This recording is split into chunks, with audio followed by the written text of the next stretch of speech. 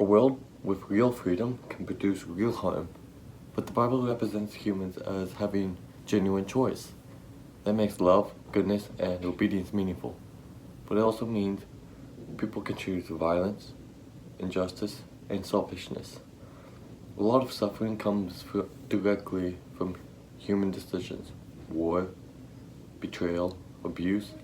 If God removed all possibility of harm, He'd also remove the kind of freedom that makes love real.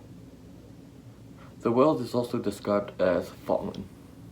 In Genesis 3 and throughout Scripture, creation itself is affected by sin, so suffering isn't just normal or moral, but it's just moral evil. It's just not moral evil. Like, suffering isn't just moral evil, but it also things like diseases, decay, and natural disasters.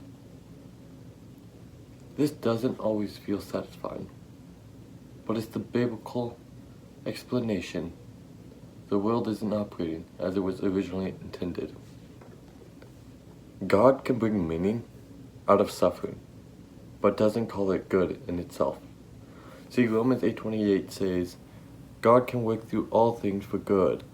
Not all things are good. Examples in Scripture. You got Joseph was betrayed and enslaved. He later used that situation to save lives. That's in Genesis 50:20. And Jesus' crucifixion. Dude died. Like, Jesus' crucifixion, the worst injustice, becomes the meaning of salvation. The pattern is, God redeems suffering even when He doesn't prevent it. So suffering can shape people, but this isn't a blank explanation. Verses talk about character and faith being refined through hardship, like James 1:2-4 or Romans 5:3-5.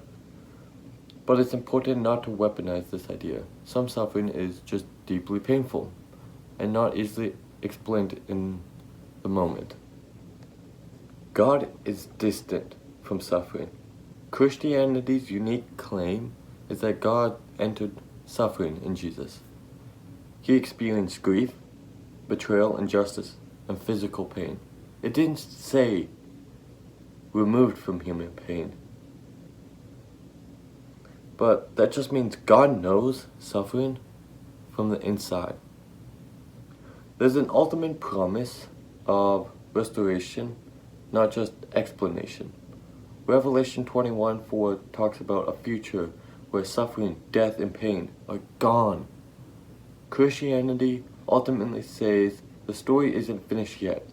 Justice and healing are delayed, not absent.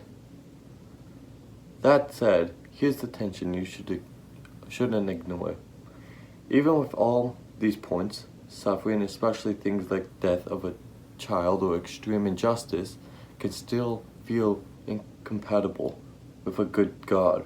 The Bible itself reflects that struggle. It doesn't silence the question. It gives space to wrestle with it.